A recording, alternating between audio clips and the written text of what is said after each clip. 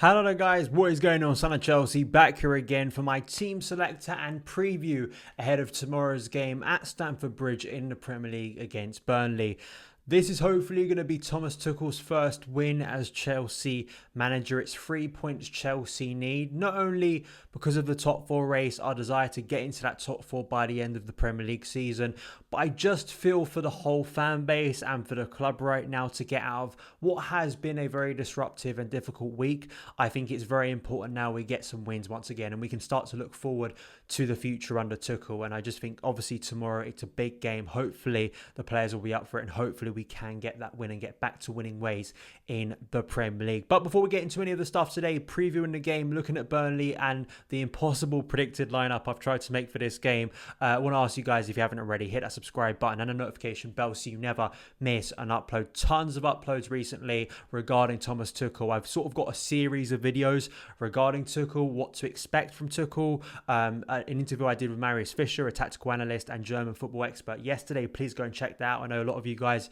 have already enjoyed it, but lots of detail in that video. We looked at transfer targets. I did my reaction to his first press conference. So tons of stuff there. Please go and check it out and get ready for the game tomorrow and hopefully get excited too. So let's get into this. Firstly, with some team news. The main team news we took away from Tuchel's first press conference was that N'Golo Kante is back in training. Just having N'Golo Kante back, I think, is massive for Tuchel and for Chelsea. Earlier in the season, he was in great form, but unfortunately tailed off as Chelsea's form began to derail under Frank Lampard. And also Tuchel's sort of glowing comments about Kante. He sees him as a big part of his plans at Stamford Bridge, being in that double six. Will we see Kante back in the starting 11 tomorrow? We'll have to wait and see. But let's look at Burnley. And Burnley, it's an interesting team because Chelsea, in truth, have had a pretty good time with it against the Clarets recently. We think back to that performance against them in October on Halloween, that dominant 3-0 win at Turf Moor. Chelsea really enjoy going to Turf Moor. I'm a little bit more concerned when we face Burnley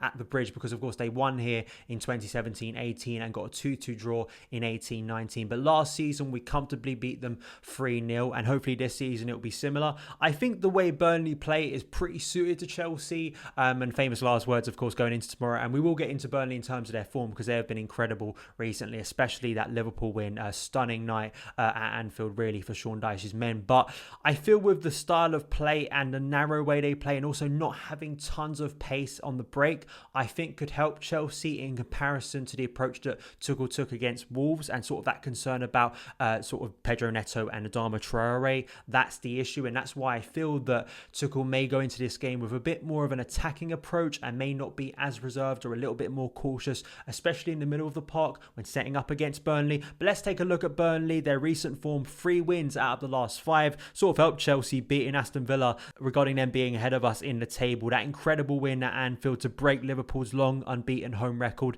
in the Premier League. And as well, Sean Dyche's continued brilliant work to keep Burnley in the Premier League. I always felt, even though that poor start, that you got to back the experience and mentality and coaching now of Sean Dyche. He's done it so many times for Burnley, keeping them in the Premier League above expectations. I expected him to do it this year in what has been a pretty crazy year, but Burnley still being consistent, going to be a Premier League team I fully expect next season. But I feel as well, when you're looking at what Burnley are going to try to do tomorrow, going to be narrow with that low block, more of a physical game. They're going to try to exploit Chelsea in set pieces. They don't have a lot of pace on transition, as I'll get into further when I'm talking about Chelsea, because I think that does help teams like Chelsea when setting up against Burnley. So there isn't that concern of someone like Adama Traore bursting through on the break. They will look for set pieces, obviously, to try and get goals from the likes of Chris Wood and, of course, direct long balls over the top, which they nearly scored. I think it was Ashley Barnes in October, right at the start of that game at Turf Moor, a ball over the top, and luckily he put it over the bar. And that was sort of Burnley's one chance. And you feel against a team like Burnley, when they're going to set up the defensive way they do against Chelsea, that first goal is absolutely essential that Chelsea get it, because if they don't, the game becomes a lot more tricky, a lot more congested. Burnley grow in belief as the game goes on, and it will become even more of a struggle at the Bridge tomorrow. So as we expect fully, the standard 4-4-2 formation. Actually, against Chelsea in October, of course, we were 1-0 up and we were really dominating Burnley in that first half. Sean Dyche changed to a 4-3-3, which I think even helped Chelsea more in that second half to score 2 more goals. But be interesting to see tomorrow. I still expect the classic 4-4-2 as they played against Aston Villa in midweek in that 3-2 win. But let's go into my Chelsea lineup, the impossible lineup to predict. I was looking around at other Chelsea YouTubers for their opinions. Football Therapy Chelsea, Nini FC to try and gauge what they're going for in a predicted lineup. My one's going to be really difficult, and I'm probably going to get this wrong 100%. I think a lot of us are in the early days of Thomas Tuchel, but even beyond that, you think about this coach's ability to switch and alter formations, sometimes game by game, it's going to be hard. So I think a lot of the time we're going to be getting it wrong. But in terms of personnel, it's very difficult to predict. But just in terms of sort of my approach to this game and what I think Thomas Tuchel may go for in this game, especially against a team like Burnley, as we've already discussed, the threats they pose, the threats they don't pose, especially on transition. I think Tuchel not only going for experience the other night, but was probably a little bit cautious looking at Chelsea's game earlier in the season at 2-1 defeat to Wolves, their ability to hit us devastatingly on the counter-attack with Adama Traore, one of the best pacey players in the Premier League, and Pedro Neto too. Burnley do not have that pace on transition, and if you can pen them back, it's quite easy to do, as we saw earlier in the season, and that really helps Chelsea. They're sort of relying on long balls, physical battles up top, sort of knockdowns from their front two. If they don't have that, it's quite easy to pen them back into their own half, which I think helps the style of play Chelsea are going to be going for, trying to dominate possession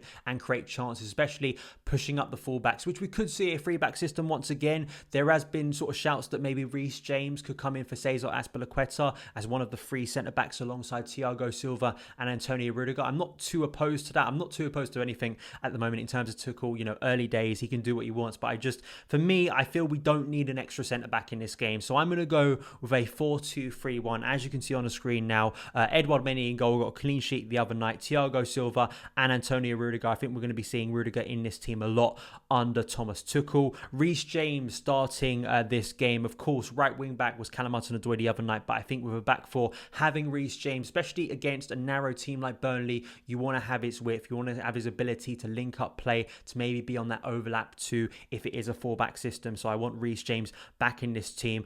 Ben Chilwell too. I know he's been struggling in form recently, but I still would prefer Ben Chilwell over, say, Emerson or even Marcos Alonso, personally, in my opinion. We go into the midfield. The double six is going to be N'Golo Kante. I'm not entirely sure on Kante's fitness. He has just returned from injury, but let's hope he could be ready, and I'd love to see Kante back in the team alongside Mason Mount. Mason Mount was wonderful off the bench the other night, really adding that energy that we lacked. I'm pretty sure Thomas Tuchel saw that and would have been impressed by that, and his glowing words about Mason the other day makes me feel that Mason will be back in this team, and I'd like to see him maybe in a deeper role alongside N'Golo Kante, Mateo Kovacic and Jorginho, and Billy Gilmore, players that I could see featuring very heavily. So once again, I'm just going for Mason. I love watching Mason in this team. I think he's one of Chelsea's form players this season, so I'd want him back in the team, especially in a game where Chelsea are going to have a lot of the ball, going to be trying to switch play and make things happen. I want Mason in this team. And as you can see, Christian Pulisic on the right instead of the left. This was something Tuchel did at Borussia Dortmund, and when Pulisic came off the bench on Wednesday, he was on the right instead of the left. So I think that's what we're going to see from Tuchel moving forward in relation to Pulisic. I think he'll be on the right, and I think he'll start this game. On the left, Callum Hudson-Odoi. Hudson-Odoi's got to be playing this game for me, and I think it's quite clear early on that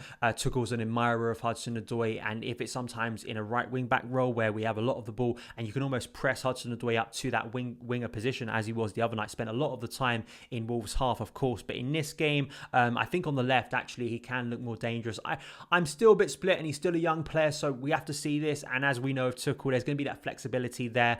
Sometimes I do feel that on the right, Hudson-Odoi can be dangerous cutting in, but on the left, as we've seen recently, think about Luton last weekend, he can have an impact running in there as well. We want to get him in one-on-one situations against Burnley's defence. At number 10, I'm going to go with Kai Havertz, and I could see Hakim Ziyech in a more central role too, but I think Kai had one of his better performances recently, one of his more energetic performances. As Nini FC points out, he's like a ghost, he really is, and the movements he makes, I think it's very easy to have a go at Havertz at the moment, and as I was speaking about with Marius Fisher yesterday, if he isn't having a direct influence in the game, you can sort of question and scapegoat Kai Havertz based on his demeanour, but I feel he was taking up a lot of good positions on Wednesday. There were many times a player should have passed the ball to him. He was getting into the box, which is where I want to see Kai Havertz making intelligent late runs into the box, almost Frank Lampard-esque, which is high praise, but I feel if Kai continues to get into this team, I feel that's where Tuchel will see him almost as that roaming number 10 that can sometimes drift a little bit wide. I think he'll have that freedom to do that and press from the front as well. So I want to see Kai Havertz in this team, but as well, we've seen Hakim Ziyech, his influence, especially against a team like Burnley. He was incredible against Burnley earlier in the season, so I wouldn't be too opposed to see him in this starting 11 too. And finally, I think Tammy Abraham should be starting this game, so no room for Timo Werner in my predicted lineup. I think Tammy Abraham, he scored a hat-trick against Luton in the FA Cup last weekend. I think people have underrated him this season, and I think those low balls across the box that we saw a couple times against Wolves in midweek, whether it was from Ben Chilwell, whether it was from Kai Havertz, whether it was from Callum Hudson-Odoi on the right.